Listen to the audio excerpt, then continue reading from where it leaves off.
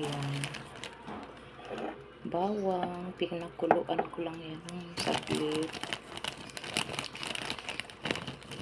Lalagyan natin yan ng star anise. Ayan. Star anise.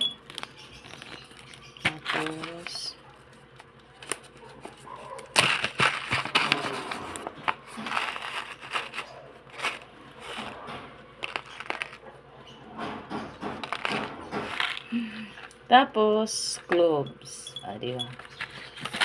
Tsaka, ano to? Cinnamon. Sin nga. Isang cinnamon. Kaya nga, lagyan ko ng pamintang buo. Pampababa ng asukal yan.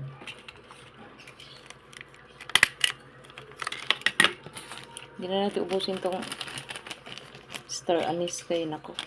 Napakabango na. Pangit na rin sa pag-amoy pag nasubrahang bango. Tsaka maliit lang yung ating ano. Tapos, lagyan natin yan ng honey. Ayan. Honey, my love. Dapat makover yan ng honey. Ayan. Okay na yan. Parang meron pa ulit. Kalahati lang. Ay, hindi pa pala na-cover. Ang aking cinnamon ay hindi pa nabasa. Ay. Sana tunay itong honey na to.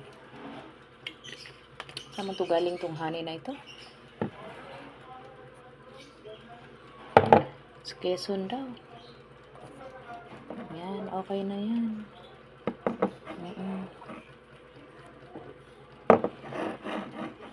Diba? Ayan.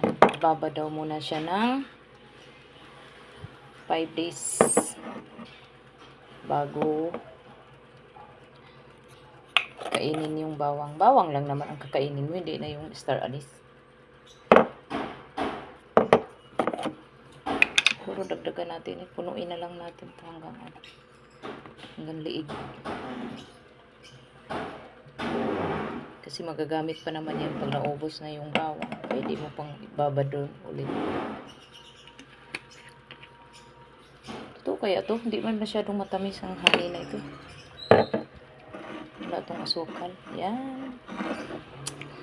Diba? Sinong mag-aakala na magiging albularyo na si Ems? Oh, yummy yan, yummy. Pag kinain mo yung bawang, para ng creamy na siya. Creamy. Para ng cheese. Okay. Maghanap buhay muna ako.